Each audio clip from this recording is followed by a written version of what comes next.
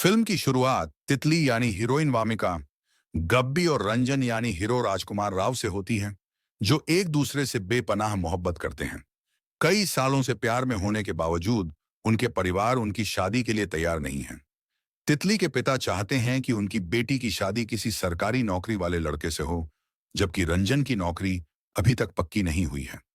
इसी कारण तितली और रंजन घर से भागकर शादी करने का फैसला करते हैं। लेकिन रास्ते में तितली को अपने पिता की चिंता सताने लगती है। उसे डर है कि बदनामी के डर से कहीं उसके पिता आत्महत्या न कर लें। वह रंजन को वापस लौटने के लिए कहती है, लेकिन रंजन नहीं मानता। दोनों की बहस के बीच एक कांस्टेबल उन्हें थाने ले जाता है। थाने में रंजन बताता है कि वे दोनों बालिग हैं और शादी करना चाहते थे। पुलिस तितली और रंजन के माता पिता को बुला लेती है। तितली के पिता रंजन पर गुस्सा होते हैं और कहते हैं कि वह बेरोजगार है, इसलिए उनकी बेटी से शादी नहीं कर सकता। तितली रंजन का साथ देती है और पुलिस इंस्पेक्टर भी तितली के पिता को समझाता है। फिर तितली के पिता रंजन के सामने शर्त रखते हैं कि अगर वह 2 महीने में सरकारी नौकरी हासिल कर ले तो वह तितली से उसकी शादी करवा देंगे। रंजन, जो पहले से सरकारी नौकरी की तैयारी कर रहा है, इस चुनौती से परेशान हो जाता है। उसकी बहन कैरी उसे अपने दोस्त सुशील से मिलवाती है, जो भगवान दास नाम के व्यक्ति को जानता है। भगवान दास सरकारी विभागों में कनेक्शंस का दावा करता है और नौकरी लगवाने के लिए 2 लाख रुपए एडवांस मांगता है। रंजन के पास इतने पैसे नहीं हैं, लेकिन तितली अपनी मां का हार गिरवी रखकर 2 लाख रुपए का इंतजाम कर देती है। रंजन यह रकम भगवान दास को दे देता है। कुछ दिन बाद रंजन को पता चलता है कि भगवान दास गायब है।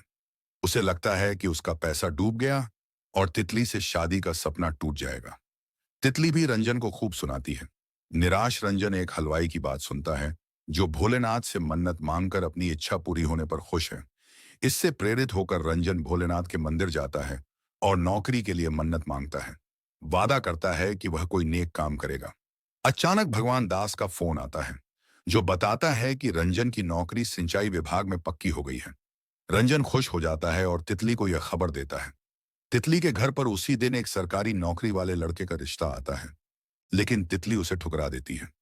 रंजन के माता पिता मिठाई लेकर तितली के घर रिश्ता पक्का करने पहुंचते हैं और तितली के पिता शादी की तारीख 30 तारीख तय करते हैं। लेकिन कहानी में ट्विस्ट तब आता है जब शादी से एक रात पहले हल्दी की रस्म के बाद रंजन को लगता है कि अगला दिन उसकी शादी का है। पर सुबह उठकर वह देखता है कि फिर से 29 तारीख है और हल्दी की रस्म दोबारा हो रही है। उसे लगता है कि वह एक टाइम लूप में फंस गया है, जहां 29 तारीख बार बार दोहराई जा रही है। घर वाले उसे पागल समझते हैं और डॉक्टर के पास ले जाते हैं, लेकिन रंजन को यकीन है कि उसकी मन्नत अधूरी रहने की वजह से यह हो रहा है। रंजन पंडित जी से सलाह लेता है, जो कहते हैं कि शायद उसने किसी का दिल दुखाया है। रंजन हर 29 तारीख को नेक काम करता है, जैसे गाय को रोटी खिलाना और दान पुण्य करना, लेकिन लूप नहीं टूटता।